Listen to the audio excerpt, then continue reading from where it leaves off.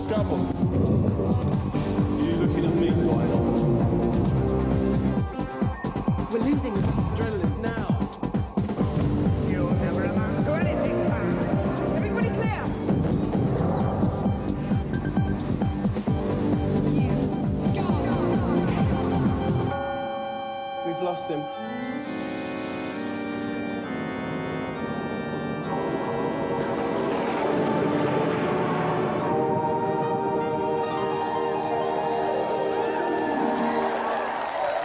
It takes a lot to stir my regions, but tonight I am stirring, for we begin the GamesMaster annual football tournament, an event that makes the FA Cup look like some kick around in an unfashionable public park.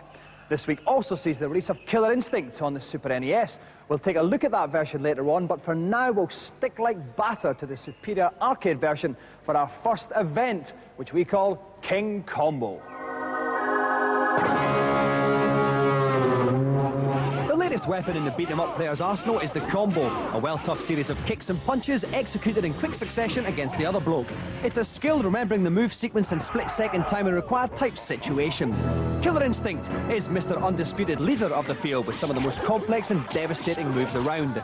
The game also features combo breakers, which allow you to quite literally interrupt your opponent's combo onslaughts, as well as unleashing the impressive shadow moves. But the jewel in the crown of Killer Instinct has to be the Ultra Combo, a fantastically huge series of blows activated automatically at the end of a bout by pressing lots of buttons. It requires a level of skill that only Frank Best Player can achieve. We're hoping to crown King Combo today.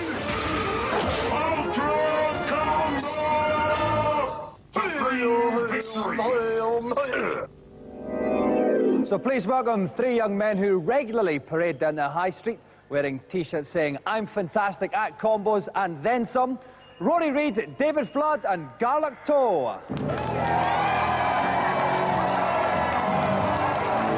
Welcome, Rory. Welcome, David.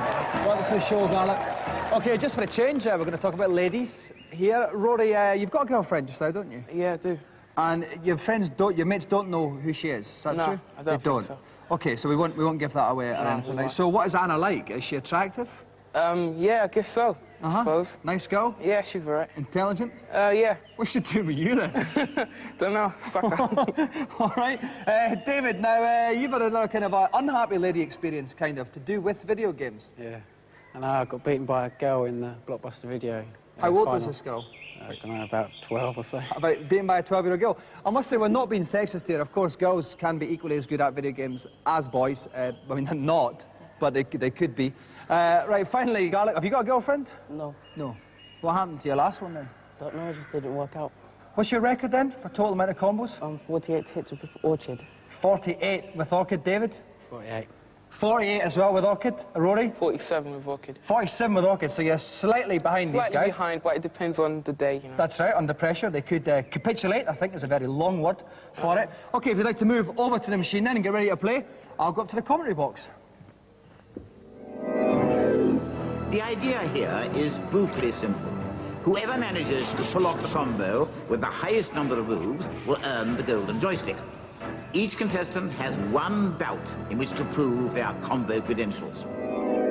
And who better to help us count the combos than our own arcade beat-em-up expert, Derek Lynch from Funland. Derek, they've all chosen Orchid as their character. Why is that?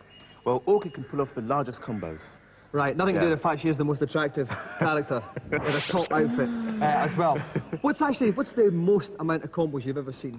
48 combos. And was that at Funland? That's right, done by Garlic Toe. Oh, so Garlic actually did that in front of your very eyes? That's 48. right, and he's here today. Yeah. That's a fantastic amount. Well, basically what's going to happen is each competitor is going to have one bout each to try and put off the largest ultra combo they can. Rory's up first. Best of luck, Rory. Start your challenge. So Rory is playing Orchid on the left of the screen. That's the girl in the kind of snazzy green outfit. She's just turned into a tiger there. Look at Rip Tor's energy bar at the top right-hand corner. That's the computer there. When that starts to flash, then Orchid can go into the ultra combo. Derek, what's happening here now? Well, Rory's trying to pull off a combo breaker, which will give him an extra 7 hits at the end. He can do it. OK, he's done that. He's managed to take the first part of this bout. Now he's got him trapped in the corner here, Derek. Combo breaker. Riptor's actually given him a lot of trouble. Into a Puma. Oh, he's trying something there. No. And awesome, Eight that's only 8 hits, hits. We went a lot more than that though, Derek, don't we? Definitely. So he's going to try, I think he's going to try and back off. He actually got beaten there. Rory got beaten for that second there. Oh. Okay, now here it comes. We're looking for this big combo starting now, Derek. Laser slashes, kick flip, helicopter, laser slashes, kick flip. He started his ultra activator. This is looking good, Derek. Up in the air. Will he get the fireball in? Missed the fireball. Missed the fireball. 41 hit combo though. Amazing from Rory there. Rory, make way for David. While he does that, we'll take a look at Rory's replay here, Derek, and you can tell me exactly where he missed those vital hits. Yeah, the mistake Rory made, he missed out on his combo breaker, so that's cost him an extra 2 hits. So he's down to 46 already. Exactly, and then he started too close, started his combo too close, and plus he missed a fireball at the end. So altogether, that's a total of 7 hits he's missed out on, potentially. Okay then, best of luck, David. 41 to beat. Off you go. Off with David again playing Orchid. This time the computer's playing Saberwolf there, but the same deal goes with the energy bar. When Saberwolf's one flashes, then he can go into the ultra combo. A good start though from David here, That's Derek. right. Lots of good combos in there. Blaster. Some top luminous cougar action there as well again. So David himself will be trying to do combo break as well. Now, what exactly is the combo breaker? Well, when the computer is doing a combo on you, you can do a special move and stop the actual chain of events. And that's your combo breaker. That's right. We warmed up there with a little 16-hit combo. Now here we are, we're going into it now, Derek. Oh no. Only killer 13 hits. But he's still got some time left. Laser, helicopter, laser slashes, helicopter. More laser slashes. He's gone into his ultra. He's got him in the corner here. This is looking great here. Oh, fireballs. Oh, just the one, but it did hit, and that's a 43-hit combo there. So David goes into the lead. Let's take a look at his replay, Derek. Where did David go wrong? Well, he missed his combo breaker once again, just like Rory, and that's cost him another 2 hits. But he mistimed his combos with the kickflip here, and as a result, that cost him an extra 5.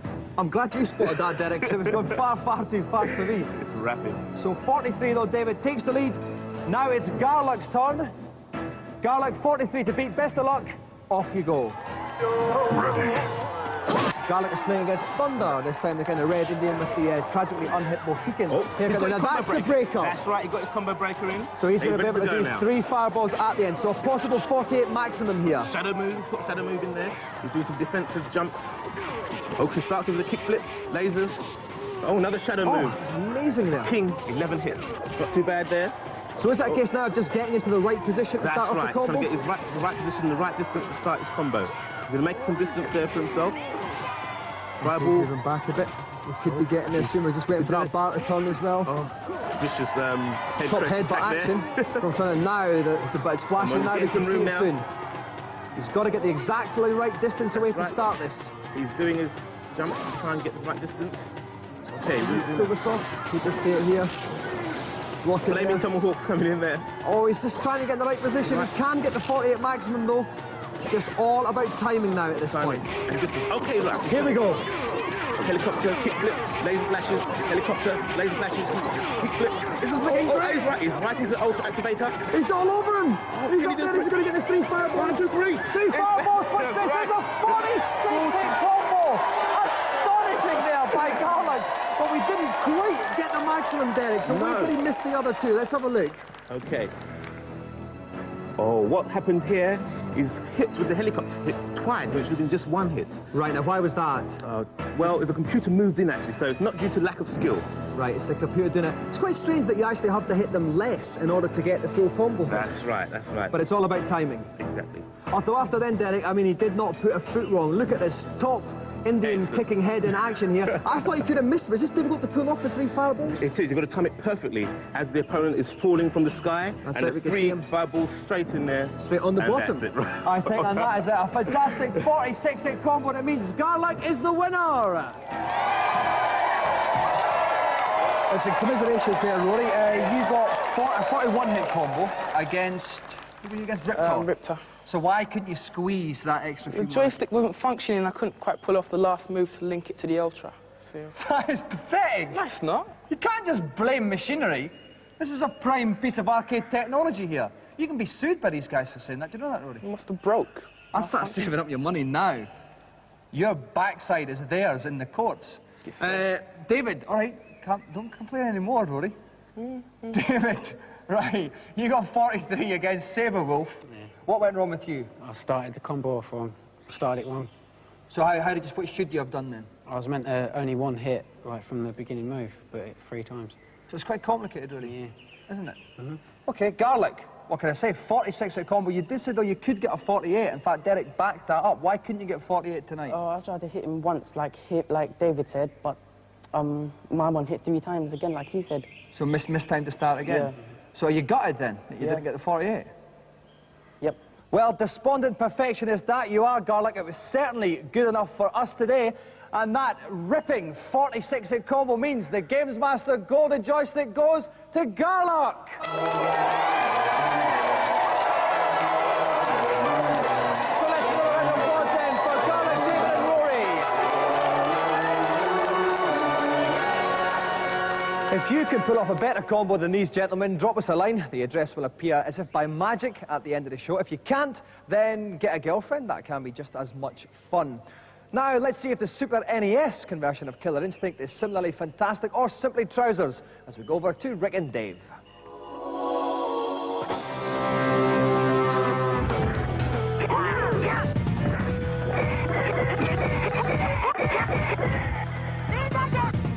Killer Instinct, I'm telling you, is the best beat-em up I have played this year. Forget platforms like the Saturn or the PlayStation. This is on the SNES, and it's fantastic. Killer Instinct is awesome. Nintendo can finally lay the ghost of Street Fighter 2 to rest. It is incredible. It's 20-hit combos, it's ultra combos, it's got everything, and the SNES version loses nothing in translation. There is still the challenge in mastering all the combo moves. There are all the special moves. There are the finishing moves. It's got so much depth to it that it makes games like Mortal Kombat, Toshinden, and even Virtua Fighter look very pale indeed.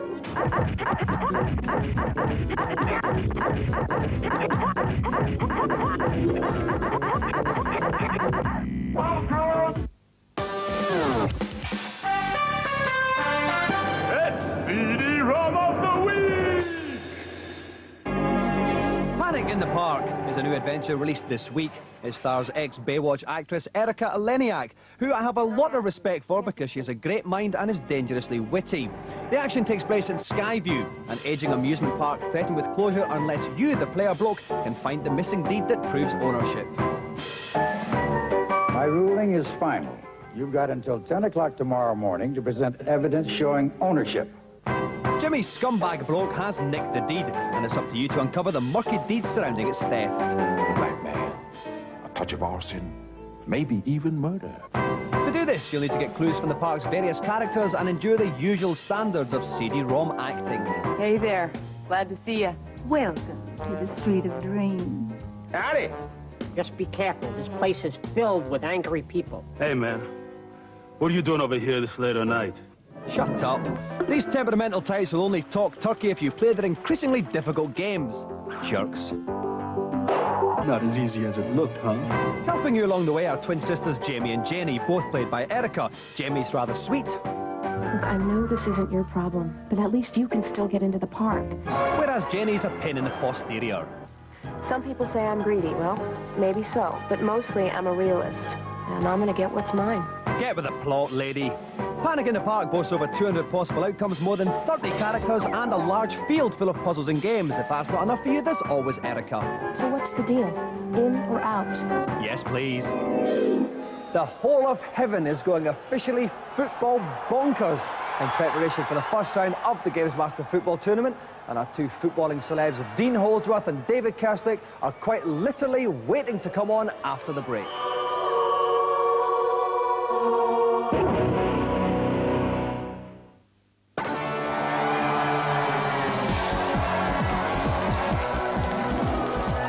Welcome back. I hope your break was as moist as mine. If not, then please feel free to complain to the person sitting on your right. Now, football is about the greatest thing this planet has to offer, and it's no tiny wee surprise that there has been 7 billion computer game versions to date. We'll kick off our championships with a quick look at the latest and greatest. This year's crop of new footy games should be the best yet, but looking down on all the ankle-biting young whippersnapper pretenders is a spanky new 3D version of FIFA Soccer, FIFA 96 for the PC and next-generation consoles, featuring commentary by Mr. Much Better Than Barry Davis, John Watson.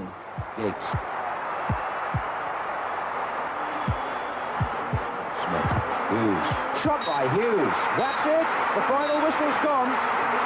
It's a bit like the 3DO version. The players move smoothly, and it actually looks like a real football game. Trouble is, a lot of it gets a bit pixely at times. But this is probably the best FIFA game you're going to find. It plays fantastically, and if you put up with the pixels, you're going to enjoy it. FIFA games have generally been criticised for being far too linear. People have talked about the fact that the computer controls the players more than you actually do. This one doesn't do that. The players themselves also have their own attributes. Each player from every team around the world will play just like the player in real life. And the nice thing is the John Motson commentary actually uses all the players' names from all the teams around the world. So it really is like watching an actual football match.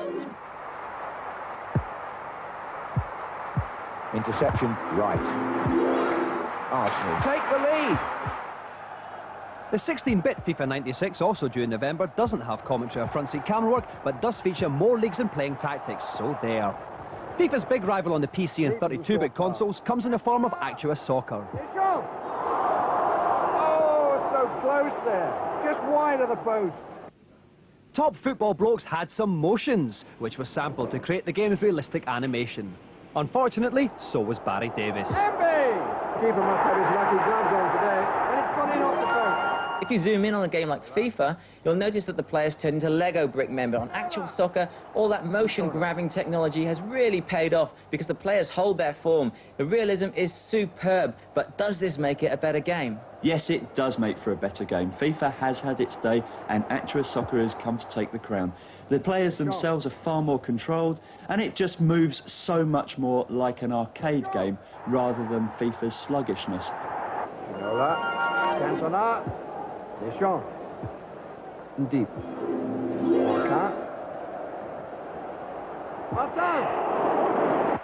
On the 16-bit side, there's another update in the form of International Superstar Soccer Deluxe, boasting new in-game additions like dribbling on the ball and a handy overhead flick.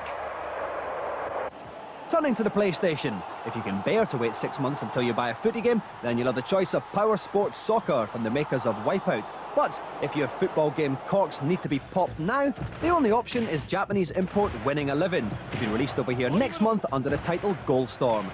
It's a veritable top graphics and fantastic footy gameplay action type situation. And indeed, we have plucked Winning 11 from this bunch, gave it a loving rub and said, "Can we use your game for the first 2 rounds of our tourney, please, mister?" So, welcome our first 2 semi-finalists in a Wimbledon v Tottenham London derby type situation, Dean Holdsworth and David Kerslake.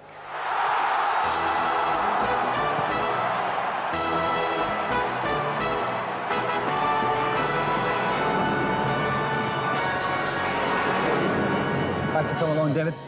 Right now, Dean, I'm going to come right out and say you are a fantastically attractive young man. You've done a lot of modelling. What do the rest of the Wimbledon team think about that? Well, obviously, you know, when I do the modelling, I put myself up for a bit of stick, and I get my fair share of it as well. Would you say your teammates are hideously ugly in comparison? I wouldn't say that. You can say that. No, I can say that because I'm safe here. They can't actually jump inside the telly. Not even Vinny, he can even do that.